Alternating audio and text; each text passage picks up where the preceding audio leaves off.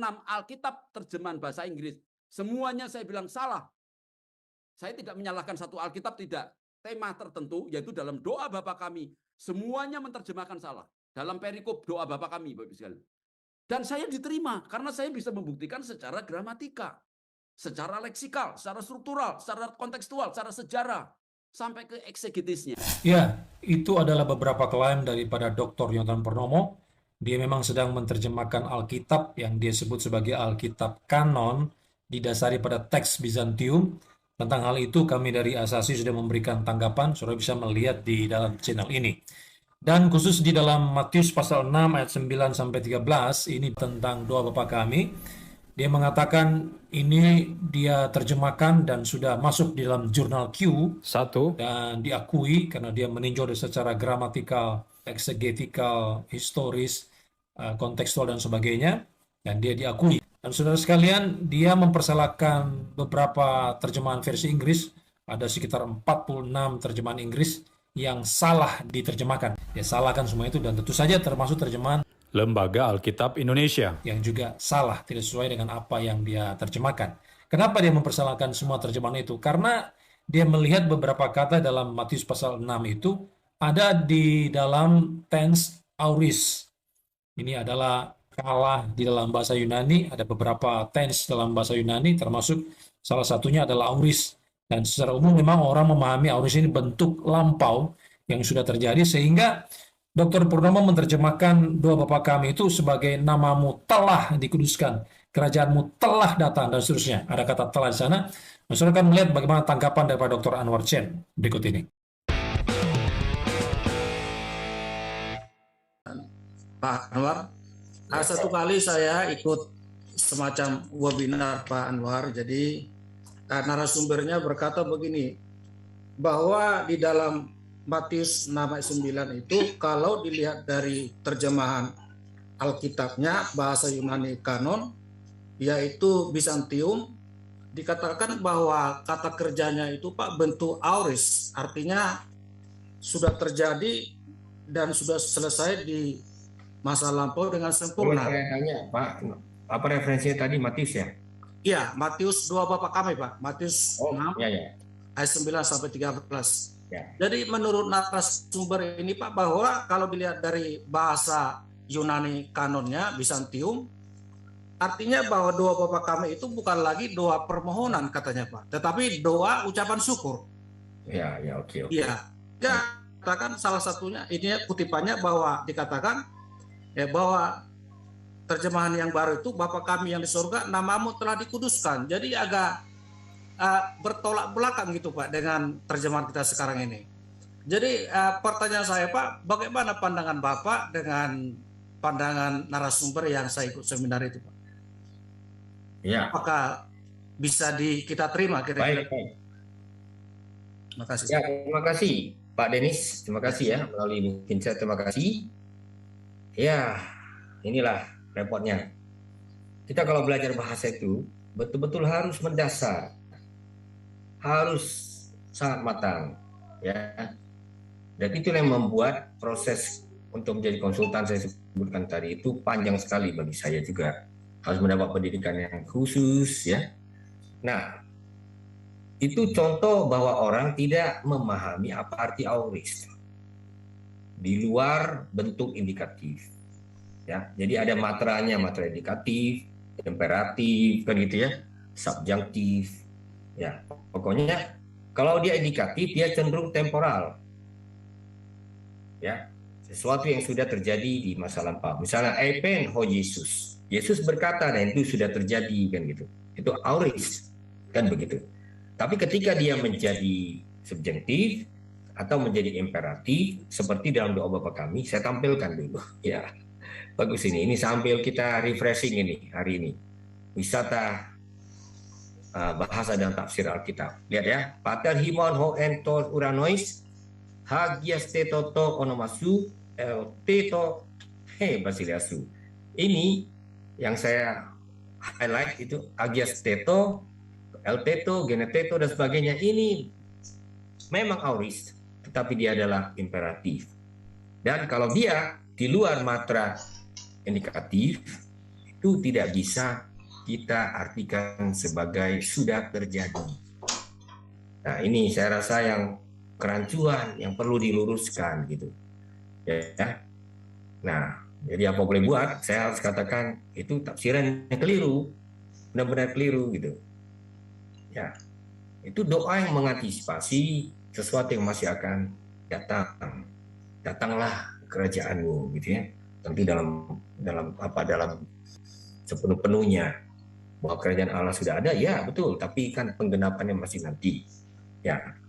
Jadi mohon maaf, saya harus katakan apa adanya.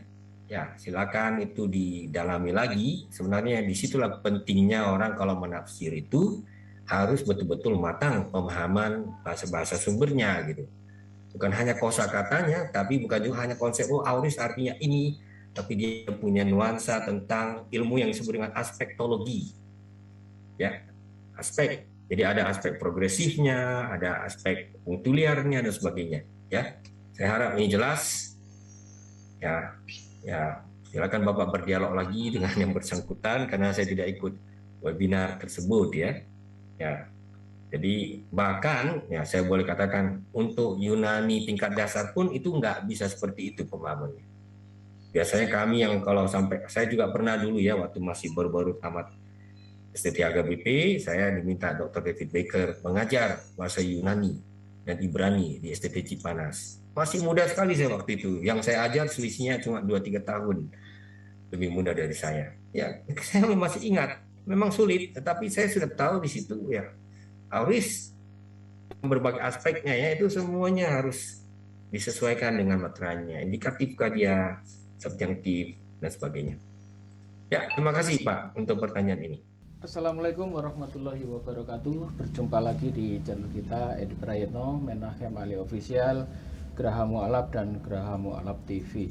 Seperti biasa setiap malam Jumat kita selalu hadir di tengah-tengah para pemirsa sekalian untuk membahas soal ilmu perbandingan agama yang menarik ini bersama Ustadz Menachem Ali. Assalamualaikum Ustadz. Waalaikumsalam warahmatullahi wabarakatuh.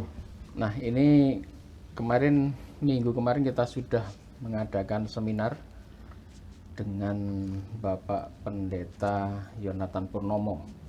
Nah, ini mungkin ada pertanyaan yang menggelitik ini. Ini soal perbedaan ya. Kemarin karena Pak Yonatan itu mengatakan bahwasanya kanon yang dicetak oleh LAI itu banyak kesalahan dibandingkan dengan Alkitab yang berbahasa Yunani. Nah, saya kepingin tahu ini soal doa Bapa Kami. Soalnya doa Bapa Kami ini adalah doa yang sering dibaca oleh umat Kristen dan itu merupakan doa khusus yang diajarkan Yesus. Nah, saya kepingin tahu antara cetakan LAI yang hampir dihafal ini doa Bapa Kami ini oleh para pengikut Kristen. Nah, kalau itu apakah ada perbedaan antara cetakan berbahasa Indonesia produk LAI dengan produknya yang berbahasa Yunani dari Pendeta Yonatan Purnomo? Silakan Ustaz. Baik, terima kasih Pak Edi. Kalau kita mencoba untuk merenungkan kembali apa yang telah disampaikan oleh Bapak Dr. Yonatan Purnomo pada seminar hari Sabtu tanggal kemarin ya? 6 Desember kemarin, paling tidak kita bisa tahu bahwa memang dalam konteks teks sumber, maksudnya teks kitab suci yang kanon itu seperti apa. Di dalam tradisi Kristen memang ada perbedaan pandangan. Kalau kita tahu apa yang telah disampaikan oleh Dr. Yonatan Purnomo, beliau menyimpulkan bahwa teks kanon itu sangat penting menjadi rujukan dalam berbagai macam Alkitab terjemahan. Dan yang dimaksud teks kanon yang menjadi rujukan itu adalah teks Bizantium atau teks Bizantin. Dan kalau disebut teks Bizantin berarti itu bahasanya Yunani. Dan Alkitab yang beredar di Indonesia, termasuk yang diterbitkan oleh Lembaga Alkitab Indonesia, itu tidak merujuk pada teks Bizantin, tapi merujuk pada teks yang telah dibuat oleh UBS, United Bible UBS. Society. Oh, Dan itu bukan merupakan teks kanon, tapi merupakan teks yang hasil pilihan-pilihan selektif dari para pemikir kekristenan yang ada di Eropa khususnya. Tapi bukan berarti di belahan lain tidak ikut campur.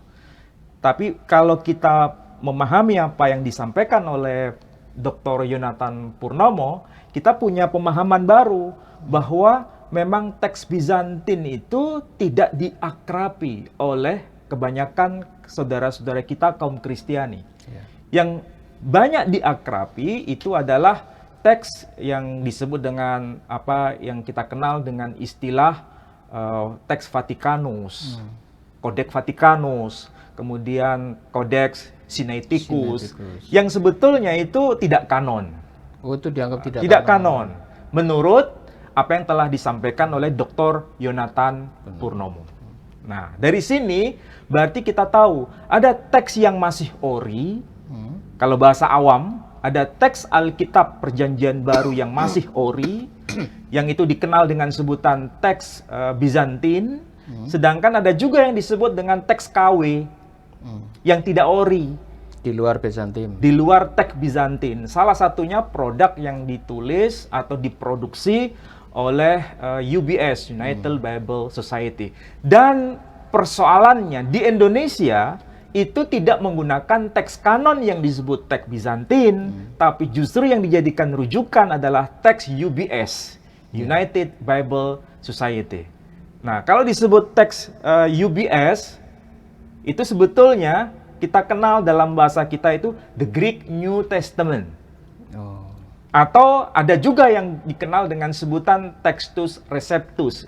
Itu meskipun sama-sama menggunakan bahasa Yunani, tapi keduanya tidak dianggap kanon. Karena itu ada banyak masalah di situ. Pertentangan antara ayat satu dengan ayat yang lain. Dan itu hasil riset yang dilakukan oleh Dr. Yonatan Purnomo. Jadi minimal dari situ kita bisa paham.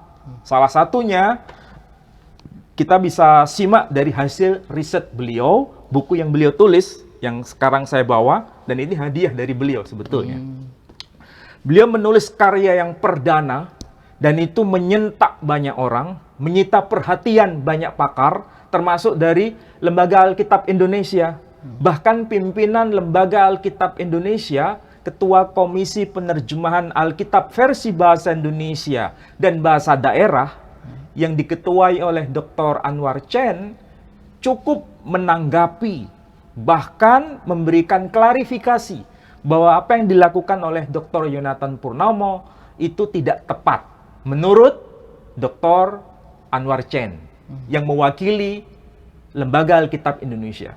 Tapi Dr. Yonatan Purnomo justru memiliki jawaban yang lebih tegas bahwa dengan adanya kontroversi doa Bapa Kami yang dalam versi bahasa Indonesia itu memang tidak tepat bila diterjemahkan merujuk pada teks kanon yang bahasa Yunani itu.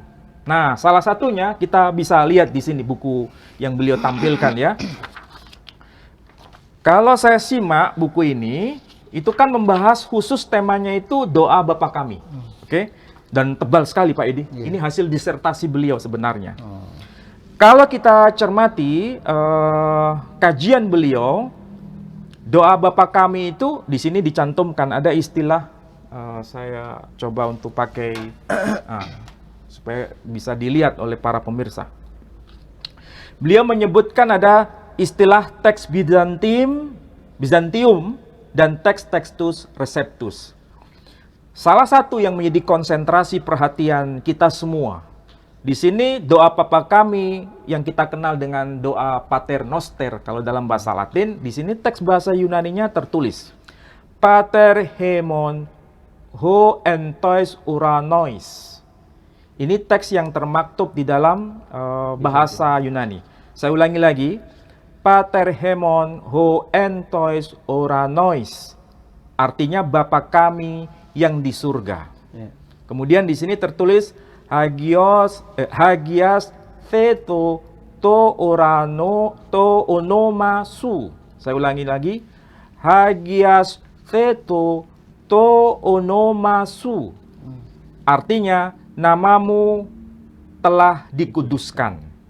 Perhatikan di sini ya. Saya ambil contoh 2 saja. Beliau menerjemahkan bahasa Yunaninya itu tertulis Hagias Teto to onomasu. Terjemahannya ini menarik. Apa ini? Namamu. Kalau kita lihat, namamu telah dikuduskan. Oh, Jadi, ini berbeda dengan terjemahan versi Lembaga Alkitab Indonesia. dikuduskanlah. Kalau Lembaga Alkitab Indonesia, itu dikuduskanlah namamu. Ini yang mewakili tradisi Protestan ya. Dikuduskanlah namamu.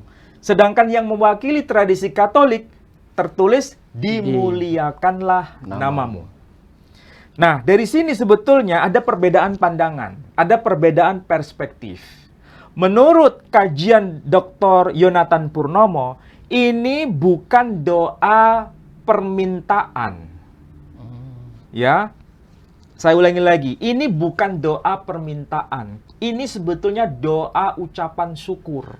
Oh, Karena kalau doa permintaan, tidak begini bentuk kalimat bahasa Yunaninya.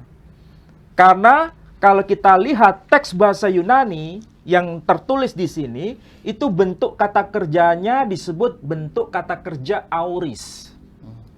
Apa itu istilah kata kerja bentuknya auris? Kalau bahasa Arab itu sama dengan fi'il madhi. Kata kerja yang bentuknya lampau. Jadi sudah terjadi sudah terjadi. dan selesai.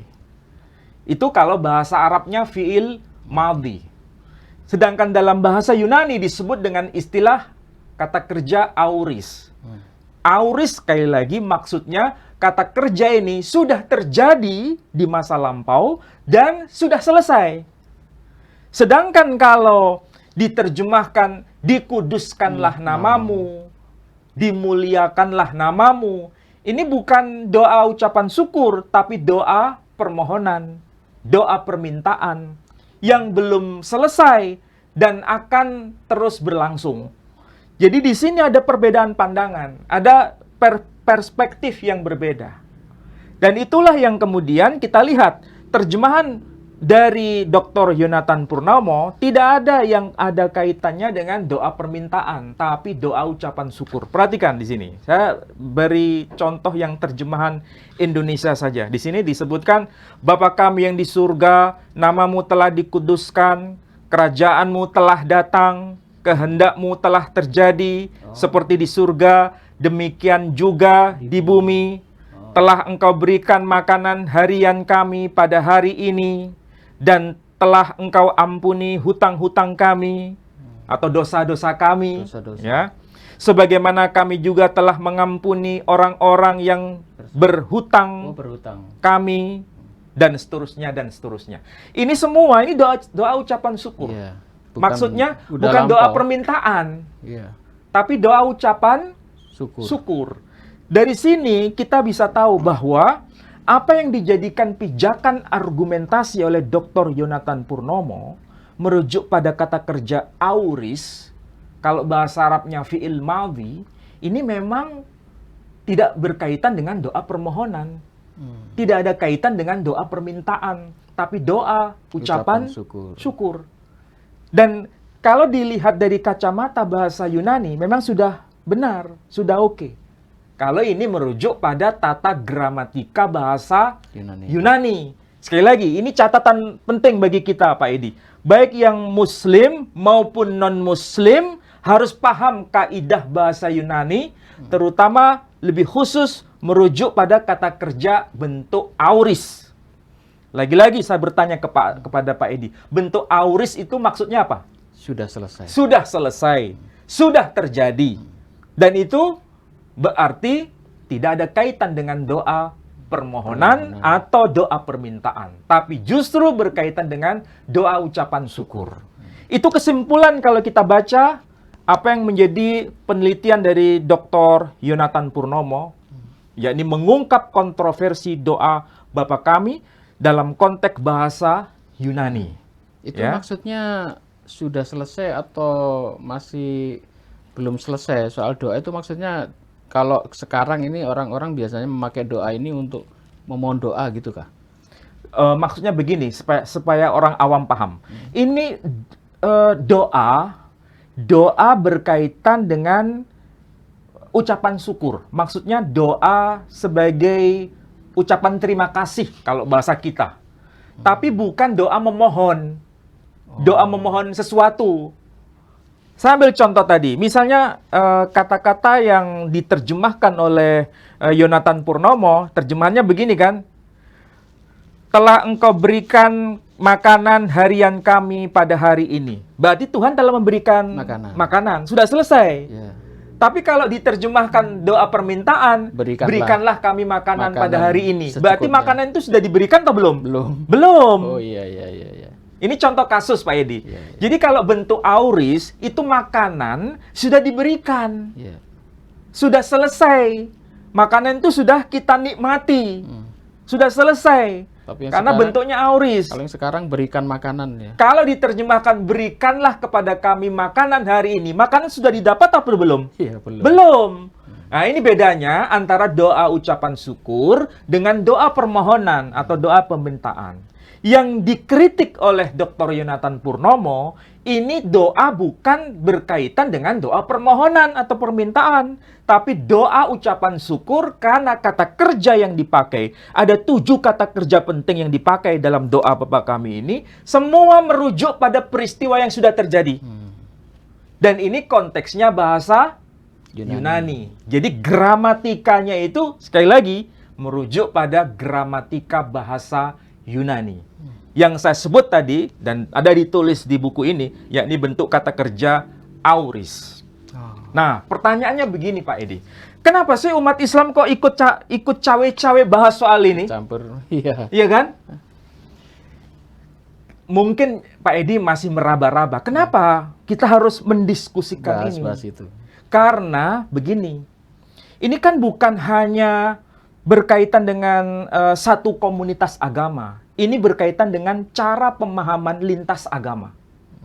Kita mulai dari penjelasan yang ada di buku ini ya. Doa Bapa Kami itu kan ada 2 versi. Ya, Protestan Ya dan kan? Katolik. Ada 2 versi. Bukan versi Protestan atau Katolik.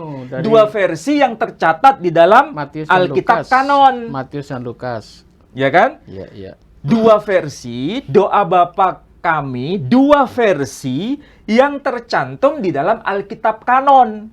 Alkitab apa itu? Alkitab yang tertulis dalam versi bahasa Yunani. Oh, maksudnya bahasa Yunani. Baik itu versi Matius ataupun versi Lukas, itu apakah sama kata demi kata? Tidak. Pertanyaannya begini kan? Apakah Yesus Kristus ketika mengajarkan kepada muridnya, itu mengajarkan 2 versi? Iya. Itu kan problemnya di situ. Iya. Iya toh? Saya ulangi lagi. Apakah Yesus Kristus itu mengajarkan 2 versi atau justru 1 versi tetapi dicatat oleh 2 orang dengan cara yang berbeda? Betul, iya. Itu kan pertanyaannya. Oke? Nah, doa Bapa Kami itu sekali lagi bukan hanya tercantum di dalam Injil Matius, tapi juga tercantum di dalam Injil Lukas. Bahkan juga tercantum di dalam kitab Didache.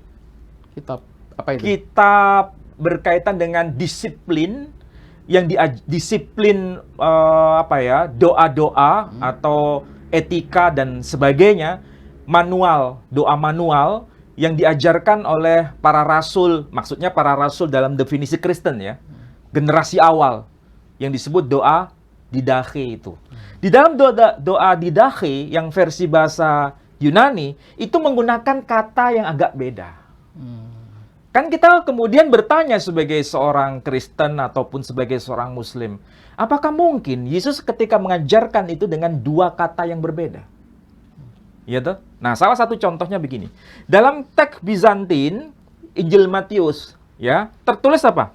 Pater hemon ho entois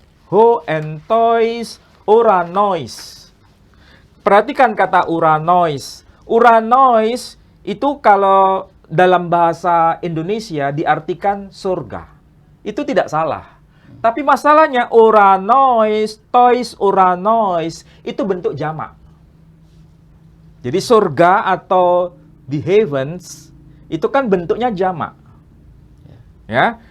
Makanya di sini istilah yang dipakai tois, uranois. Tapi doa Bapa kami versi yang tercatat dalam kitab Didache itu tertulis Pater Hemon ho ento urano.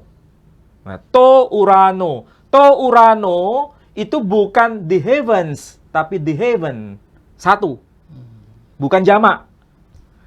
Kalau tertulis tois uranois itu jamak. Tapi kalau to urano itu satu. Pertanyaannya, Yesus ketika mengajarkan doa Bapa kami, itu surga dalam bentuk jamak atau surga dalam bentuk satu surga? Iya. Nah, itu kan problemnya di situ. Nah, supaya orang paham, karena begini Pak Edi, kita juga dikritik. Quran itu kan juga dikritik oleh saudara kita Muslim, non-Muslim, ya kan? Ini saya berikan contoh yang sama. Kalau ini doa yang diajarkan oleh Yesus, ya ternyata ada dua bentuk begini. Ini kan menjadi pertanyaan. Dan Quran juga dipertanyakan oleh non-Muslim. Itu yang betul, yang bagaimana bacaannya? Wahyu yang diterima oleh Nabi Muhammad itu, yang diajarkan dalam bentuk Quran itu. Bentuknya itu tunggal atau jamak? Ya kan? Saya ambil contoh. Supaya ini sama-sama belajar ya, yang Muslim belajar, yang non-Muslim juga belajar. Nah, saya ambil contoh yang di sini, di dalam Al-Quran, Al-Quranul Karim. Di sini ada kalimat begini, ayatnya ya. Bismillahirrahmanirrahim. Ya ayyuhalladzina amanu kutiba alaikumusyamu kama kutiba alal ladzina min qablikum la'allakum tattaqun. Ayyaman ma'dudat. Faman kana minkum maridun aw ala safarin fa'iddatum min ayyamin ukhar. Wa 'alal ladzina yutiqunahu fidyatun ta'ami masakin. Di sini saya terjemahkan ya, ta'ami masakin maksudnya memberikan fidyah, memberikan makanan kepada orang-orang miskin. Ini kan masakin. Sementara Quran yang dibaca oleh saudara kita yang lain, Qiraah Hafiz, itu ta'amu miskin. Bukan masakin. Kalau miskin, itu orang miskin. Satu orang. Sedangkan masakin, orang-orang miskin. Jamak, banyak. Ini kan kasusnya sama seperti yang ada dalam kitab teks Bizantium, ya, yang ditulis dalam bahasa Yunani ini. Yang betul sebetulnya itu surganya jamak atau surganya cuman tunggal. Ya toh? Bahkan istilah apa itu? Kalau kita lihat di sini ya, uranois itu semua orang tahu itu bentuknya jamak, plural. Sedangkan urano bentuknya tunggal. Pertanyaannya, yang betul yang mana? Jamak atau tunggal? Nah, kita pun dipertanyakan kayak begitu. Jadi kalau seandainya ada orang Kristen menanyakan, itu Quran bacanya yang betul yang mana? Masakin atau miskin? Kita juga bertanya, kalau itu dipersoalkan, ini yang betul uranois, urano atau uranois? Itu kan problemnya di situ. Ya toh? Belum lagi kalau kita cek yang versi Lukas. Ya, itulah sebabnya saya mencoba untuk bahas ini. Supaya apa? Semua belajar, baik yang Muslim belajar, ya, apa bedanya? Ini bentuk tunggal, ini bentuk jamak. Yang non-Muslim juga belajar. Apa bedanya bentuk jamak dan bentuk tunggal? Baik di dalam Al-Quran maupun di dalam Alkitab. Nah, kalau begini kan fair. Tidak ada yang dicederai. Tidak ada yang merasa disudutkan. Tidak ada yang merasa dimarginalkan. Sama-sama belajar. Dan Al-Quran bedanya ya. Tulisannya itu, hurufnya sama. Masakin atau miskin, hurufnya sama. Cuma cara bacanya yang bisa double, ya, bisa plural atau bisa tunggal. Tapi prinsipnya memberi makan kepada orang miskin. Baik itu satu orang maupun banyak orang. Oke. Sedangkan kalau kita lihat yang versi bahasa Yunani, doa Bapa kami itu kan bentuknya tunggal, yang satu bentuknya jamak. Huruf-hurufnya sama atau beda? Beda. Kalau Quran kan hurufnya sama. Ya. Cuman pembacaannya beda. Pembacaannya beda, hurufnya beda. Kalau ini tulisannya beda. Tulisannya beda. Kalau Quran hurufnya sama, ya kan? Bacaannya yang bisa beda. Oke? Nah, dari sini kenapa saya harus bahas mengenai doa Bapa kami? Supaya nggak ada yang komentar, kenapa Muslim itu kok bahas doa Bapa kami? Apa tujuannya? Nah, ini saya jelaskan supaya tidak ada yang salah memahami Quran tadi. Bentuk jamak, bentuk tunggal. Ini juga ada kasusnya, bentuk jamak, bentuk tunggal. Pertanyaannya, yang diajarkan Yesus yang ori itu sebetulnya yang mana? Iya kan? Nah, oke, dari situ. Nah, kembali pada hasil riset dari Dr. Yonatan Purnomo. Ini yang versi bahasa Yunani memang terkonfirmasi bentuknya auris. Tapi masalahnya, kalau kita bertanya, apakah doa Bapa kami yang diajarkan oleh Yesus itu aslinya dalam bahasa Yunani atau dalam bahasa Suryani? Atau Suryani, iya. Atau dalam bahasa Aramaik? Atau dalam bahasa Inggris? Atau dalam bahasa Indonesia? Iya, saya ingat ini antara ortodok Yunani dengan ortodok apa itu? Syria. Itu yang diwakili oleh pendeta Aldo. Itu dia juga ngotot bahwasanya kitab yang paling tua yang dia miliki itu adalah begitu, ada pernyataan begitu? Ada. Bahkan dia mengatakan bahasa dia itu paling asli karena ditulis dalam bahasa Aramaik dan itu bahasanya Yesus. Bukan bahasa Yunani katanya. Ini bagaimana mempertemukan dua pendapat ini ya? Ya, kita memang harus membuka cakrawala kita dalam wacana kekristenan, terutama bagi yang Muslim ya, termasuk juga yang Kristen, bahwa bahasa yang dipakai, bahasa ori yang dipakai oleh Yesus itu sebenarnya terkonfirmasi bahasa awalnya itu adalah bahasa Syriak atau bahasa Aramaik atau Suryani. Kalau kita cek ya, Alkitab dalam berbagai terjemahan bahasa apapun, termasuk bahasa Yunani sendiri, termasuk bahasa Arab itu sendiri, kan ada penjelasan ketika Yesus disalibkan menurut versi Alkitab ya, bukan versi Quran. Menurut versi Alkitab, ketika Yesus disalibkan di kayu salib, dia bicara dalam bahasa Yunani atau dalam bahasa Suryani. Eli itu. Nah, dia berkata apa? Eli, Eli, lama sabaktani. Itu tertulis dalam aksara Yunani, tetapi bahasa yang diucapkan itu bahasa Suryani atau bahasa Aramaik. Makanya dia berkata, Eli, Eli, lama sabaktani. Jadi ini Yesus versi Alkitab ya, yang menyebutkan perkataan seperti itu. Ini tercantum dalam teks Bizantin versi bahasa Yunani, juga tertulis Eli, Eli, lama sabaktani. Atau tertulis juga Eloi, Eloi, lama sabaktani. Mengapa di situ tertulis Eloi, Eloi, lama sabaktani? Kita tahu istilah Eloi itu sebetulnya bukan bahasa Yunani. Itu bahasa Aramaik, yang bahasa Aramaik itu huruf He itu jadi hilang. Karena huruf H, huruf He, kata orang Malaysia menyebut huruf H itu tidak ada dalam bahasa Yunani. Seperti nama Abraham, ya kan? Itu kan bahasa Ibrani kan Abraham. Ada huruf He, ya toh? Atau bahasa Inggrisnya ada huruf H di situ, Abraham. Tapi kalau ditulis dalam bahasa Yunani, apakah muncul nama Abraham? Tidak, tapi jadi apa? Abraham. Huruf hanya juga dalam bahasa Aramaik atau bahasa Ibrani. Ketika dituliskan dengan huruf Yunani, maka huruf He itu hilang. Makanya di situ kalau kita lihat ya, dalam Alkitab versi bahasa Yunani, itu tertulis Eloi, Eloi, lama sabaktani. Huruf He-nya hilang. Elohim, Elo. Eli, Jadi Elohai, Eli, ya. Allaha, kan bahasa Yunani tidak ada huruf H, ya.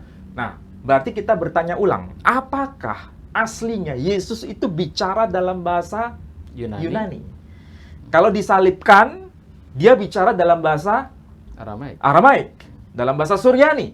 Ketika dia mengajar, apakah dia bicara dalam bahasa Yunani atau bahasa Aramaik? Kalau menurut Pendeta Purnomo kemarin katanya memakai bahasa Yunani karena bahasa lingua franca, dia bilang. Oh ya, saya tidak terlalu fokus di situ.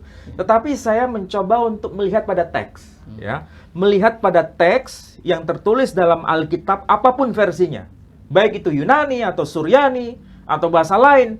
Yesus berkata apa? Ephata. Itu bukan bahasa Yunani. Ketika dia berkata Ephata, itu berarti bahasa Arabnya sama dengan iftah. Artinya apa? Terbukalah. Maksudnya apa? Orang buta supaya bisa melihat, Yesus berkata Ephata. Kalau bahasa Arabnya iftah, terbukalah. Itu bukan bahasa Yunani, tapi bahasa Aramaik. Contoh yang lain, ketika dia menemukan ada orang yang sudah mati, ya, orang mati mau dihidupkan kembali. Dia berkata apa? Ada seorang anak perempuan dari tentara Romawi, dia udah mati. Kemudian dia berkata, hiduplah atau bangkitlah. Dia berkata apa dalam Alkitab? Dia berkata, Talita kumi. Talita kum. Apa itu?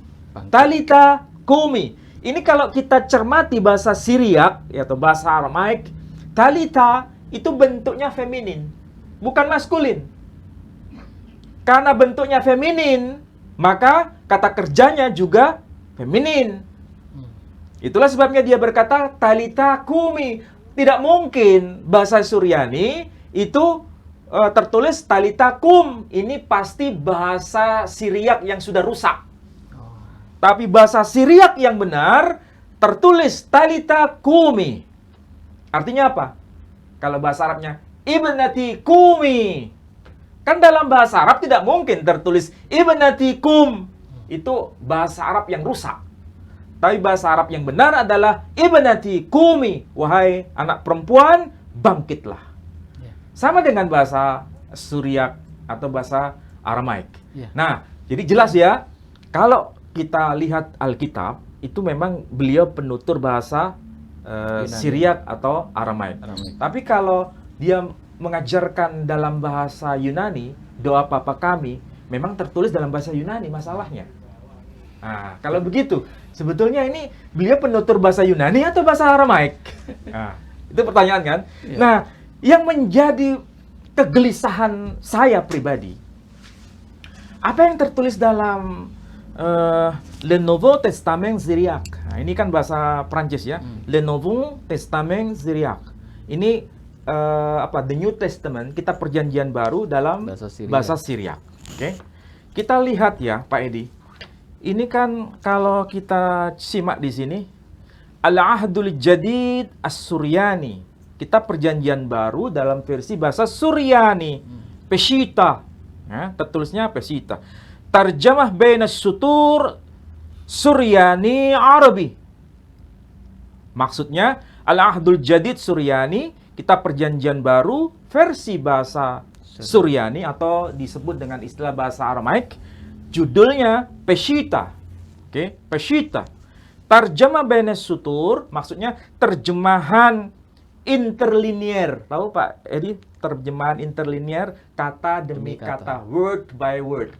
Ya, terjemahan kata demi kata dalam bahasa apa? Suryani Arabi. Suryani Arabi. Perhatikan di sini. Tadi Injil berapa? Injil Matius ya? Matius 6. Injil Matius pasal yang ke-6 ayat 9.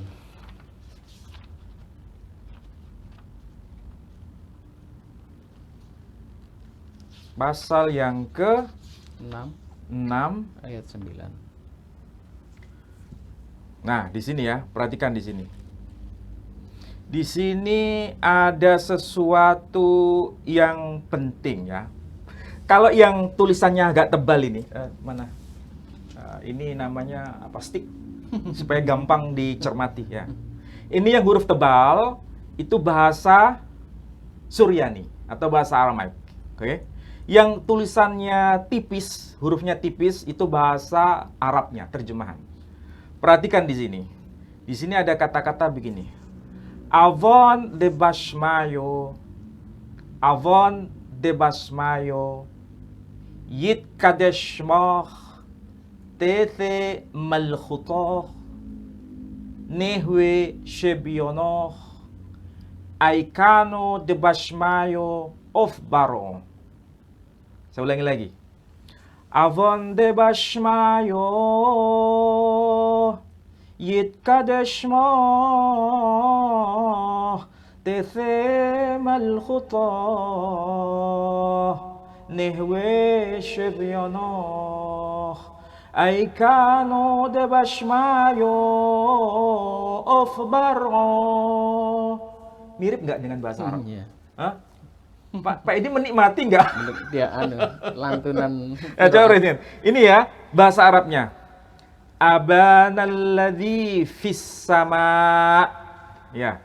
Abanalladzi fis sama. Jadi kalau bahasa Suryani avon, bahasa Arabnya abana. Ya. Arabnya alladzi fis sama. Bahasa Suryaninya debashmayo. Oke. Ini ditulis liyataqaddas ismok. Liyataqaddas ismok. Kalau bahasa Suryaninya yitkadeshmoh. Jadi kalau dikatakan liyataqaddas ismok, itu kalau terjemahan yang tepat bahasa Indonesia, dikuduskanlah namamu. Berarti ini doa syukur atau doa permintaan? Doa syukur. Hah? Dikuduskanlah permintaan ini. Doa permintaan. Iya. Oke. Beda dengan tadi ya. Nah, kalau bahasa Yunani itu doa ucapan syukur. Iya, iya. Doa yang berkaitan dengan apa yang sudah terjadi dan sudah selesai. Sedangkan kalau dalam bahasa Suryani ini bukan bicara soal fi'il madhi, tapi fi'il amr. Perintah. Ini sama dengan LAI berarti. Nah, itulah sebabnya saya juga mulai bertanya-tanya sebetulnya Yesus itu mengajarkan doa ucapan syukur atau doa permintaan. Oke? Perhatikan ya. Ini kan semua ditulis begini. Ini tuh. Avon de bashmayo. Yit kadeshmo. Dikuduskanlah namamu. Tete malkhutoh.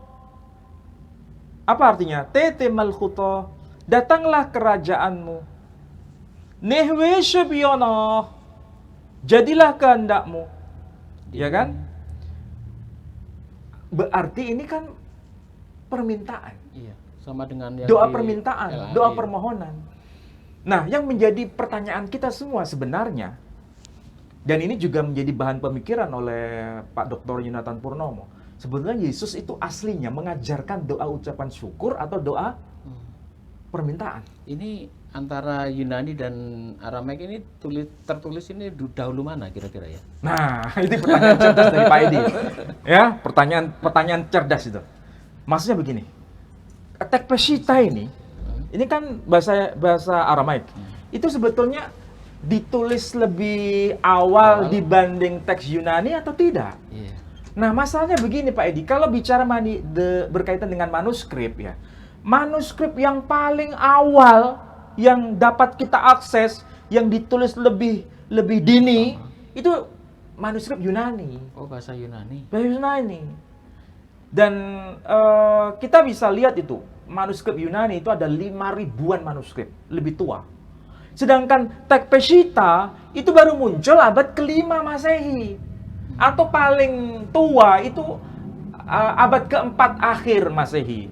Bukan abad pertama Masehi, bukan abad kedua Masehi. Bahkan kalau kita cermati ya, nanti suatu saat kita kaji. Di dalam Tekpeshita ini banyak istilah-istilah Yunani ya yang dialih fungsi dipakai dalam Tekpeshita ini. Oh, salah satunya apa? dipakai. Istilah Christos.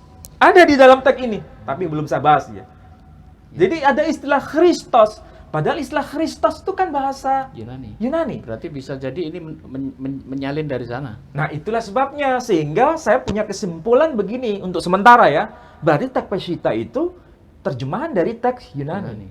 Tapi mereka yang beralibi, bukan sekedar beralibi, melakukan riset yang mendalam juga bahwa sebenarnya teks Peshitta itu ada keragaman. Mana yang ori itu jadi riset yang tidak mudah untuk diteliti, oke? Tapi minimal ini contoh ya, satu-satunya contoh yang dapat kita akses teks Peshitta itu memang ini doa permintaan, doa yang menggunakan fi'il amar di sini, perintah. Kalau perintah kan kalau bahasa Arabnya uktub, apa itu? Tulislah. Tapi kalau aktubu, aku sedang menulis. Jadi kata kerja yang masih berlangsung. Ya kan? Masih Tapi kalau dikerjakan. uktub itu perintah, berarti belum terjadi. Tulislah, menulislah gitu. Ya kan? Nah, ini contoh berarti ini menjadi perdebatan yang belum selesai. Kalau memang dikaji dari bahasa Yunani, memang itu bentuknya auris. Peristiwa yang sudah terjadi dan sudah selesai.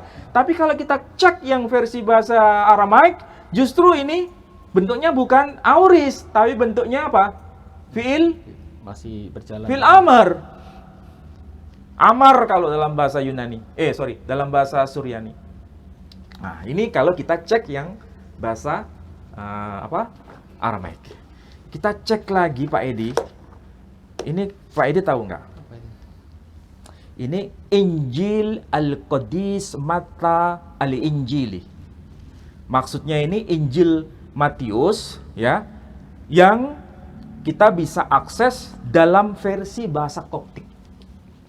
Pak Edi tahu bahasa Koptik itu bahasa apa? Hah? Bahasa Koptik bahasa apa? Bahasa Koptik itu bahasa yang dipakai di Mesir. Oh iya, Mesir. Iya toh? Bahasa yang merupakan warisan lisan dari era siapa itu zamannya Fir'aun. Bahasa Koptik. Makanya salah satu istri Nabi kita Muhammad SAW ada yang berasal dari Koptik. Makanya disebut Al-Kiptiyah. Karena dia dari kalangan masyarakat Koptik. Ya. Di sini ya, perhatikan. Ini kan bahasa Koptik. Nah, tolong di-shoot lebih jelas tuh.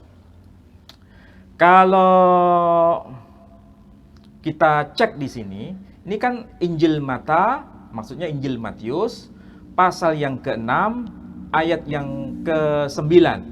Kalau kita lihat yang versi bahasa terjemahan Arabnya, kita lihat di sini. Kan juga tertulis Abanalladzi fis samawat liyataqaddasa ismuk liya'ti malakutuk litakum masyi'atuk kama fis sama'i kadzalika 'alal ard. Maksudnya, Bapa kami yang di surga, Abanalladzi fis samawat liyataqaddasa ismuk, dikuduskanlah namamu, litakum masyi'atuk, datanglah kerajaanmu, litakum masyi'atuk kama fis sama'i kadzalika 'alal ard, jadilah kehendakmu di bumi seperti di surga. Ini arti harfiahnya. Jadilah kehendakmu seperti di surga juga seperti di bumi. Maksudnya apa yang ada di bumi itu kalau bisa menjadi fotokopi yang ada di surga. Nah, itu maksudnya. Perhatikan di sini. Ini menarik Pak Edi. Kalau bahasa Koptik rasanya seperti kita mendengar Fir'aun sedang bicara. Bayangkan ya, Fir'aun sedang bicara kepada Musa itu kayak apa dalam bahasa Koptik. Kita belum tahu Quran yang terjemahan bahasa Koptik, tapi kita bisa tahu dan bisa akses Alkitab dalam terjemahan bahasa Koptik. Nah, di sini perhatikan. Ini kalau dibaca, Peniot et hen nihovi. Mirip nggak bahasa Arab? Nggak sama kan? Tidak. Nggak sama kan dengan bahasa Arab? Peniot et hen nidiovi. Ya. Marestovo enje pekran. Nggak sama kan dengan bahasa Arab? Asing. Jadi kalau dilihat, saya dari sini bisa belajar bahasa Koptik. Jadi kalau Abana Abana artinya Bapa kami. Dalam bahasa Koptik disebut Peniot. Jadi Peniot itu artinya Abana. Ya. Etchen itu alladzi fi, yang ada, ya. Jadi Bapa kami yang ada, ya. Nivi ovi, ya. Nivi ovi itu maksudnya as-samawat. Berarti apa? Yang ada di surga. Ya, di surga. Ikan, iya. Ya. Ini kalau kita lihat nih. Kemudian kalau bahasa Arabnya liyataqaddas, ya. Liyataqaddas itu bacaannya mareftovo. Itu kalau bahasa Arabnya liyataqaddas. Ismuk. Nah, ismuk itu diterjemahkan pekran. Pekran. Ya, pekran itu artinya ismuk. Nah, ini kalau kita belajar bahasa kayak begini tuh enak Pak Edi. Kenapa? Kita ngerti, oh Fir'aun ketika bicara kepada Musa itu ngomongnya kayak begini, pekran. Berarti apa itu? Surga. Jadi kalau Fir'aun ngomong surga, pekran. Gitu. Sedangkan masalahnya nggak bisa baca. Jadi enaknya begitu Pak Edi. Jadi ya alhamdulillah ya. Kita ini kita lihat ya. Ini kan bukan karya ulama Muslim. Ini kan karya dari gereja Ortodoks Koptik. Ya toh? Coba lihat tuh. Tuh, Injil Mata. Ya kan? Nih, Injil Mata. Ya toh? Ini kata Mattheon. Kata Mattheon. Ini kalau dibaca ya kata Mattheon. Injil Mata. Jadi enak, saya punya dokumen ini, belajar bahasa Koptik itu mudah. Kenapa? Karena ada terjemahan bahasa apa? Bahasa Arabnya. Ya Ini kan? gereja Koptik ini kalau dengan Ortodok beda lagi ya? Gereja Koptik itu disebut lengkapnya Gereja Ortodok Koptik. Oh, berarti ada Ortodok Yunani, Ortodok Koptik, ada Ortodok Syria. Ada Ortodok Syria itu pakai bahasa Aramaik atau bahasa Suryani. Perhatikan, ini saya berikan dua contoh konkret ya. Ini yang bahasa Suryani atau bahasa Aramaik, doa Bapa kami bahasa Aramaik. Ini doa Bapa kami dalam versi bahasa Koptik. Semuanya pakai apa ya? Doa permintaan atau doa permohonan. Semua. Cuman yang Yunani. Sedangkan yang Yunani itu bukan doa permohonan tapi doa syukur. Ucapan syukur. Saya nggak tahu dan tidak bisa menjawab untuk hari ini. Yang betul sebetulnya yang diajarkan Yesus itu doa permohonan syukur atau doa permintaan. Ya tadi itu yang ditulis yang duluan yang mana, yang jiplak yang mana. Masalahnya begini, Lembaga Alkitab Indonesia tidak menjadikan teks Peshitta sebagai rujukan.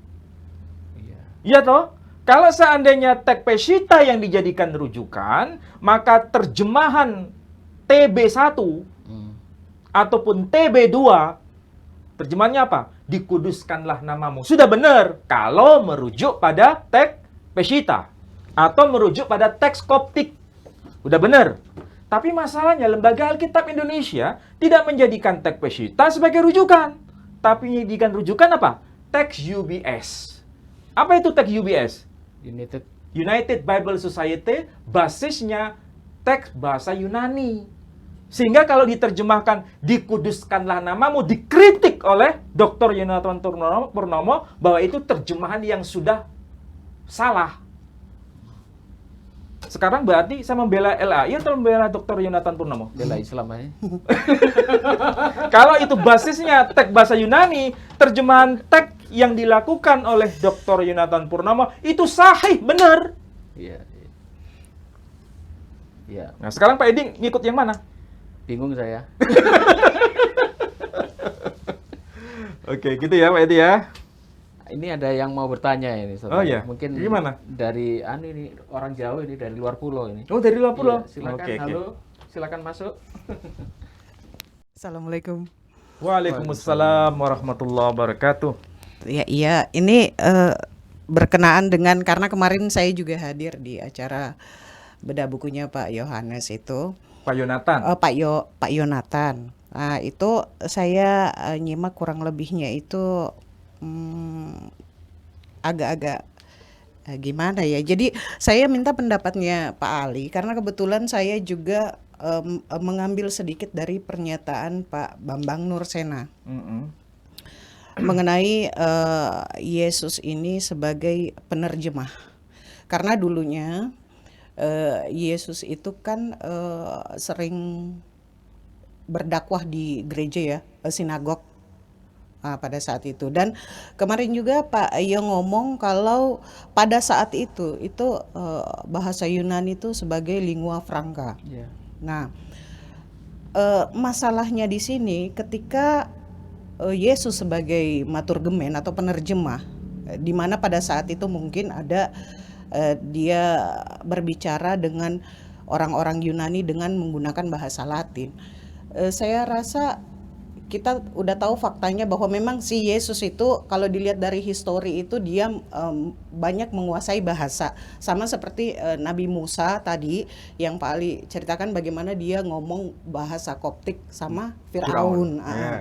Cuman ini konteksnya dalam Alkitab, dalam kitab suci ini kan, apakah kalau semisalkan mereka menyatakan bahwa Yesus ini menerjemahkan isi kitab suci kepada orang-orang luar di luar bangsa Israel, apakah ini tidak menjamin adanya hal-hal yang terdistorsi? Iya kan? Dan kita bisa lihat juga untuk sekarang ini, apalagi Alkitab itu diterjemahkan dari sudah awalnya hasil terjemahan itu diterjemahkan lagi. Karena kan kalau kita lihat faktanya Alkitab itu diterjemahkan di seluruh bahasa di dunia ini. Khususnya mungkin di Indonesia ini sudah ada beberapa bahasa yang sebetulnya tidak seperti Al-Qur'an, bukan saya mengcompare tetapi aman seperti itu gitu loh. Jadi bukan kitab suci yang mengikuti bahasa mereka, tetapi mereka yang mengikuti bahasa asli dari suatu kitab. Karena kalau seperti ini itu akan terjadi yang namanya pendistorsian, entah itu mungkin dalam problem author, teks atau substansinya segala macam, dan itu mungkin bisa menjadi polemik yang lebih lama. Nah ini kalau seperti yang itu bagaimana menurut Pak Ali sendiri, karena setiap suku atau mungkin daerah atau negara itu memiliki kultur atau budaya masing-masing. Yang takutnya pasti mungkin contohnya ada gelis gitu ya kan, di Sunda itu artinya gelis apa, di sini artinya apa. Jadi sama-sama apa ya, takutnya ini lain tafsirannya, karena mereka juga dalam mentafsirkan ayat itu tidak memiliki metode yang pasti seperti itu. Jadi saya jawab ringkasnya begini. Kalau seandainya itu dibandingkan dengan dua kitab suci antara Al-Quran dengan Perjanjian Baru misalnya. Udah salah bawa Al-Quran. Ya, kalau misalnya kita bandingkan dengan dua kitab suci ini, minimal kita bisa tahu Al-Quran itu kan bahasa Arab, kemudian diterjemahkan dalam bahasa non-Arab. Ketika diterjemahkan dalam bahasa non-Arab, berarti itu tafsiran atau terjemahan yang harus menyesuaikan teks asli. Iya, karena kan kalau itu Quran. Sedangkan Alkitab sendiri, saya ambil contoh kasus tadi. Sebetulnya Yesus sendiri itu ketika mengajarkan, itu aslinya dalam bahasa Yunani atau dalam bahasa Suryani atau bahasa Aramaik ketika mengajarkan doa Bapa kami. Sedangkan kalau Quran kan jelas, Nabi SAW itu mengajarkan dalam bahasa Arab kan, bukan dalam bahasa Jawa, bukan dalam bahasa Inggris, dan juga bukan dalam bahasa Ibrani, tapi dalam bahasa Arab. Jadi semua seragam teksnya. Memang versinya bahasa Arab, bukan bahasa selain Arab. Nah, sedangkan kalau kasus doa Bapa kami itu, ini bukan merujuk pada semua teks Perjanjian Baru ya. Saya ambil contoh yang bahasa Syriak atau bahasa Yunani, ternyata beda timelinenya. Atau lebih tepatnya kalau saya pakai istilah beda pengungkapan ekspresi doa itu sendiri. Kalau bahasa Suryani atau bahasa Aramaik itu justru doa permohonan atau doa permintaan. Sedangkan dalam bahasa Yunani itu doa ucapan syukur, doa yang sebetulnya doa yang tidak perlu ada permintaan, tapi doa sekedar ucapan kebahagiaan, ucapan syukur tadi yang saya sebut. Ini kalau dianalisis dari dua bahasa memang tidak bisa dipertemukan antara versi bahasa Syriak atau bahasa Aramaik dengan versi bahasa Yunani. Nggak nyambung. Jadi sebetulnya beliau itu bicara dalam bahasa apa awalnya? Karena memang di dalam Alkitab tidak ada penjelasan. Beliau bicara dalam bahasa apa? Kecuali yang kasuistik ya. Misalnya ketika dia mengatakan kepada anak perempuan yang sudah mati, kemudian dia berkata, Talita kumi. Itu kan jelas bahasa Syriak, bahasa Aramaik. Begitu juga ketika dia disalibkan ya menurut versi Alkitab. Dia bicara dalam bahasa apa? Dalam bahasa Syriak, dalam bahasa Aramaik. Eli, Eli, lama sabachthani. Tapi ketika dia mengajarkan doa Bapa kami, pertanyaannya, dia bicara dalam bahasa Syriak atau dalam bahasa Yunani? Itu kan problemnya di situ. Karena sampai hari ini, perjanjian baru, itu tidak ada kesepakatan bahasa asli yang ditulis pada awalnya itu bahasa Yunani atau bahasa Syriak. Tidak ada kesepakatan. Kasus ini beda ketika ditanya. Quran itu ketika ditulis, ya, dan ketika diajarkan oleh Nabi itu dalam bahasa apa? Arab. Semua sepakat. Nggak ada beda. Tapi kalau Alkitab, perjanjian baru khususnya, tidak ada kesepakatan. Yang satu mengatakan bahasa Syriak, yang satu mengatakan bahasa Yunani. Tapi kalau bahasa Koptik jelas itu bukan bahasa yang dipakai oleh Yesus. Itu bahasa terjemahan. Tapi yang jelas, sudah saya sebutkan tadi, bahwa kalau Gereja Ortodok Koptik memahaminya itu sebagai doa permintaan. Bukan doa ucapan syukur. Tapi kalau Gereja Ortodok Yunani itu doa ucapan syukur, bukan doa permintaan. Pertanyaannya, kalau begitu, bahasa apa yang dipakai? Masih question mark. Multilingual. Ya memang multilingual, tapi kan kita harus mencari verbum Dei, kalau bahasa kerennya itu kan verbum Dei. Ucapan asli yang beliau sampaikan secara lisan, itu sebetulnya bahasa Yunani atau bahasa Syriak. Sampai sekarang masih menjadi perdebatan. Tidak ada jawaban. Tapi waktu Yesus itu berdakwah di sinagog waktu itu, dia kan memakai kitab Septuaginta ya, kitab berbahasa Ibrani yang diterjemahkan ke Yunani. Dari mana tahu kalau itu pakai bahasa Septuaginta? Nggak ada penjelasan. Iya, dalam betul Alkitab sih. nggak ada penjelasan. Tapi dia membuka kitab Nabi Yesaya, ya. Tapi masalahnya yang dia buka kitab Nabi Yesaya itu adalah kitab bahasa Yunani atau kitab bahasa Ibrani. Kan menjadi perdebatan. Oke. Ya kan? Karena nggak ada juga fakta historinya bahwa beliau itu mengajarkan dalam bahasa yang lain gitu. Tapi kita juga nggak tahu pada saat Yesus mendakwahkan itu dia pakai bahasa apa? Pakai bahasa ibunya Aram atau Ibrani? Ya itulah sebabnya sampai sekarang tidak ada titik temu di antara dua kubu yang saling bersitegang. Apakah itu bahasa Yunani atau bahasa Aramaik? Hanya dua itu. Tapi yang jelas beliau tidak mungkin pakai bahasa Arab, ya kan? Juga tidak mungkin pakai bahasa Koptik. Tapi ada dua kemungkinan, pakai bahasa Yunani atau pakai bahasa Aramaik, atau dua-duanya. Tidak ada sesuatu yang disepakati. Hanya saja begini yang harus kita ketahui. Kalau kita mencermati konsili di Hippo, ya konsili di Hippo atau konsili di Kartago. Konsili Hippo itu kan tahun 393 Masehi, berarti abad keempat, ya kan? Itu sudah ditetapkan kanonnya. Kanon itu berarti Sudah daftar kitab suci. Dan itu merujuk pada teks Yunani. Jadi perjanjian lama itu teksnya Yunani. Sedangkan perjanjian baru itu teksnya bahasa apa? Nah, dari sini perdebatan itu belum selesai. Kalau Septuaginta itu mewakili PL, Perjanjian Lama, ya oke, sudah pasti. Tapi Perjanjian Baru, Injil Matius, Markus, Lukas, Yohanes, sampai kitab Wahyu, 27 kitab itu, ketika ditetapkan di Kartago, itu pakai bahasa yang versi Yunani atau versi bahasa Syriak? Itu masih perdebatan itu. Itulah sebabnya sampai hari ini tidak ada yang berani mengklaim. Ya kalau seandainya itu mengklaim, ya tergantung dari perspektif yang mana. Menurut sebagian besar yang mendukung teks Yunani mengatakan bahwa Perjanjian Baru, teks-teks Perjanjian Baru itu yang ori ditulis dalam bahasa Yunani. Sedangkan yang Perjanjian Baru versi Peshitta ini terjemahan. Ya, terjemahan. Berarti ini bukan kitab suci, tapi terjemahan kitab suci. Oke? Sebaliknya, bagi mereka yang mendukung pendapat bahwa yang Perjanjian Baru itu yang ori bahasa Syriak atau bahasa Aramaik, ini bukan terjemahan kitab suci.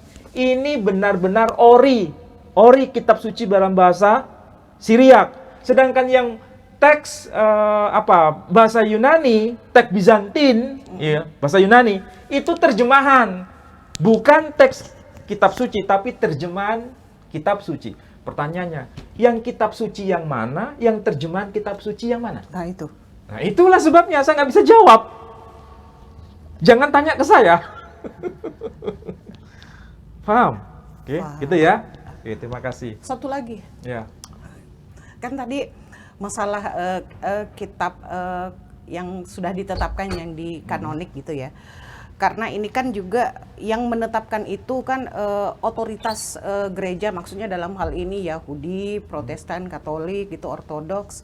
Nah, sedangkan kalau semisalkan apakah ya, menurut Pak Ali ya, apakah ketika mereka menyusun kitab kanon ini yang sudah ditetapkan dan kira-kira ada pengurangan di situ, apakah mereka mengambil tambahan dari kitab non kanonik ini? Seperti misalnya kita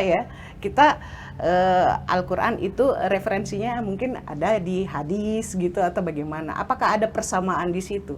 Dan metode apa yang mereka ini? Kan kita juga bingung di situ. Siapa yang mengkonfirmasinya ini? Nah, begini ringkasnya. Kalau Al-Quran bagi umat Islam, mau madhabnya apa, mau sektenya apa, mau yang heresi maupun yang ortodoks, ya semua sepakat bahwa Al-Quran itu mulai dari Al-Fatihah sampai surah An-Nas. Ya, berarti itu ada 114 surah. Dalam bahasa perspektif Kristen, Quran itu sebetulnya sudah dikanonkan sejak masa Khalifah Abu Bakar dan Khalifah Utsman. Semua para sahabat sepakat jumlahnya 114 surah. Tidak ditambah, tidak dikurang. Sudah terjadi pada masa Khalifah ketiga. Iya. Itu paling lambat sudah. Tidak ada perselisihan. Jumlahnya 114 surah. Oke? Nah, sekarang kita bandingkan dengan Alkitab. Khususnya Perjanjian Lama dan Perjanjian Baru. Kalau Perjanjian Baru, itu mereka sepakat memang. Dan itu konsilinya tahun 393 Masehi. Jaraknya dengan masa Yesus Kristus itu ratusan tahun. 300 tahun. 300 tahun lebih. Sedangkan masa kanonisasi Al-Quran, kalau disebut kanonisasi, ya, saya sengaja pakai istilah ini supaya gampang dipahami oleh Kristen. Ketika Quran dikanonkan oleh Khalifah ketiga, itu selisihnya cuma berapa tahun? Berapa tahun? Cuman 12 tahun.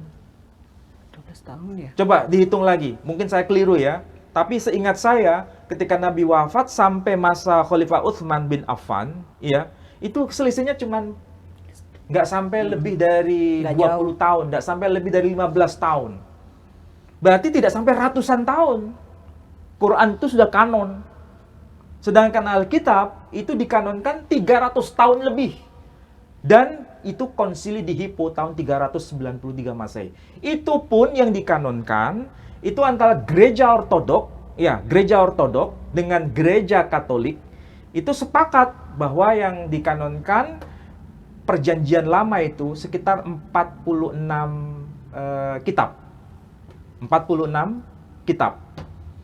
Sedangkan itu termasuk di dalamnya adalah kitab-kitab yang disebut dengan istilah Deuterokanonika. Itu wahyu.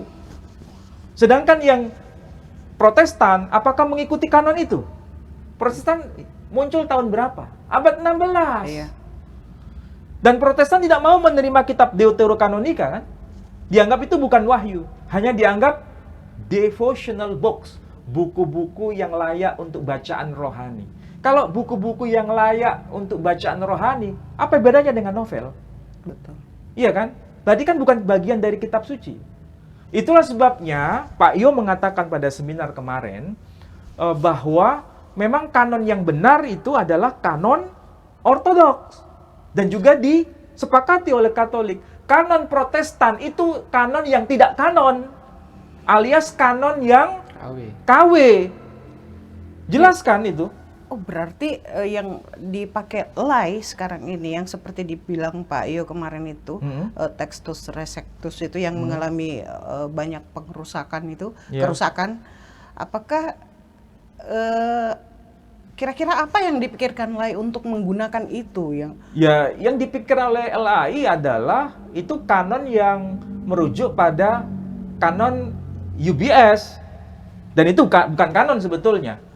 Jadi kanon Bizantium tidak menjadi rujukan karena LAI itu kan sebetulnya tidak merujuk pada teks sumber Gereja Ortodoks Yunani, tapi merujuk pada Okumenes. Kalau Okumenes itu kan campuran dari beragam sekte. Yaitu UBS yang punya KW, begitu. Saya kira ya.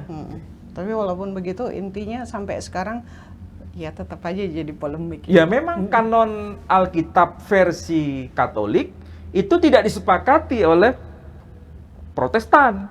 Dan kanon Alkitab versi Protestan tidak disepakati oleh kanon Katolik. Itu alasannya. Begitu juga Ortodoks. Dan apa sih? Iya, sebagai penutup dari saya,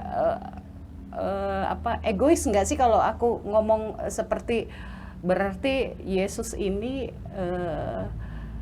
tidak jujur dong dalam hal mengajarkan isi kitab suci, karena kita nggak tahu bahasanya. Beda dengan Musa dengan Nabi Muhammad yang betul-betul menggunakan bahasa asli dan mengajarkan itu kepada umatnya masing-masing gitu loh. Saya tidak bisa menjawab apakah Yesus itu jujur atau tidak. Karena tapi kita yang belum jelas tahu. Teks yang dapat kita akses sekarang, Yesus itu sebetulnya bicara dalam bahasa Yunani atau bahasa Aramaik. Sampai sekarang masih kabur. Intinya di situ jawabannya. Kecuali hanya sebagian apa yang tercatat dalam Alkitab, memang dia pakai bahasa Syriak. Talita kumi, kemudian Efata, kemudian dia berkata Eli, Eli, lama sabaktani. Semua itu bahasa Syriak. Selain itu, masih gelap gulita, tidak ada yang jelas dia pakai bahasa Yunani atau bahasa Syriak. Itu kesimpulan saya. Oke, terima kasih. Ya, sama-sama. Ya, baik. Demikian ya saudara-saudaraku sekalian, bahwasanya sudah dijelaskan kesimpulan dari seminar kemarin oleh Ustadz Menachem Ali, terutama tadi mengambil sebuah contoh diambil dari buku mengungkap kontroversi kontroversi soal doa Bapa Kami. Ini adalah karya dari evangelis Dr. Yonatan Purnomo, MTH, sarjana hukum ya. Ya, satunya seingat saya sarjana hukum dia. Jadi tadi sudah kita bahas panjang lebar, ternyata belum final ya. Jadi masih banyak perdebatan antara LAI, kemudian dari terjemahan yang menurut mereka lebih pertama, lebih awal. Mereka mengatakan kitab yang lebih awal menurut Ortodoks Yunani itu mereka yang punya. Kemudian demikian dari sebelah, dari Ortodoks Syria, itu dia juga mengatakan kitab yang berbahasa Aramaik yang dipegang oleh orang-orang Ortodoks Syria itulah yang utama. Nah, kemudian dari perbedaan-perbedaan ini kita bisa mengambil sebuah kesimpulan bahwasanya tadi sudah dijelaskan oleh Ustadz Ali bahwasanya ada banyak ya perbedaan, dan itu tidak hanya beda kata, termasuk beda arti. Jadi Dan beda bahasa. dan beda bahasa. Jadi itu bisa kita bandingkan kalau di dalam Al-Quran itu hanya beda dialek, sedangkan tulisannya sama. Sedangkan di sebelah tulisannya beda, artinya beda. Berarti tadi kan sudah ditanyakan oleh Ustadz Ali, apakah waktu itu Yesus atau Nabi Isa berkata yang mana? Antara A, B. Gak mungkin dua-duanya benar, pasti ada salah satu yang salah. Nah, kalau ada yang salah satu salah, kita bisa menarik kesimpulan bahwa kitab sucinya ya seperti itu ya. Demikian saudara-saudaraku sekalian, untuk Anda yang terberkati dengan kajian kita, Anda bisa donasi kepada kami melalui yayasan Pembina Mu'alaf at-Tauhid. Di sebelah saya ada barcode, Anda tinggal scan saja, dukung dakwah kami, karena dana Anda tidak sia-sia, tetapi kami pergunakan sebagaimana mestinya untuk menyantuni para mu'alaf. Dan alhamdulillah ya, kemarin hari Sabtu setelah kita seminar Ustaz Ali, itu ada seorang Yang Nasrani, dia itu sudah menjadi penyanyi gereja, bahkan dia sudah dibaptis. Awalnya Muslim, kemudian orang tuanya mendatangi kita ingin menyadarkan anaknya ini, dan ternyata anak ini diajak ke acara seminar. Si anak ini usia udah 20 tahun ya, udah bekerja beliau itu, anaknya ini ya. Itu malah bertanya, loh katanya aku diberi penguatan Islam, kok malah diajak seminar masalah kitabnya Kristen. Jadi dia pikir, nanti aku setelah ikut kajian seminar ini, iman Kristenku pasti lebih kuat gitu loh. Ternyata setelah dia hadir di forum itu, dia hadir bersama orang tuanya waktu itu, dan yang berbicara di depan itu adalah seorang dokter, dan di situ dibuka bahwasanya banyak kitab-kitab antara yang satu dengan yang lain beda. Apalagi Bapak Dr. Purnomo mengatakan ini cetakan LAI tidak kanon, kan pasti bingung. Ini aja orang dokter berkata seperti itu, bahwa kitab suci mereka belum finish. Sehingga setelah acara itu orang tua tersebut bersama anaknya mengajak kita bertemu di satu tempat setelah acara itu. Mulanya anak itu susah, nggak mau balik ke Islam. Bahkan dia minta waktu 40 hari untuk berpikir. Pada Pada awalnya. Sebelum mengikuti seminar itu. Enggak, setelah mengikuti. Tetapi setelah kita beri penguatan lagi, tambahan-tambahan ya, untuk bahwasanya Islam adalah agama yang benar dan sebagainya, kita jelaskan panjang lebar. Hari itu juga akhirnya dia mau disahadatkan ulang.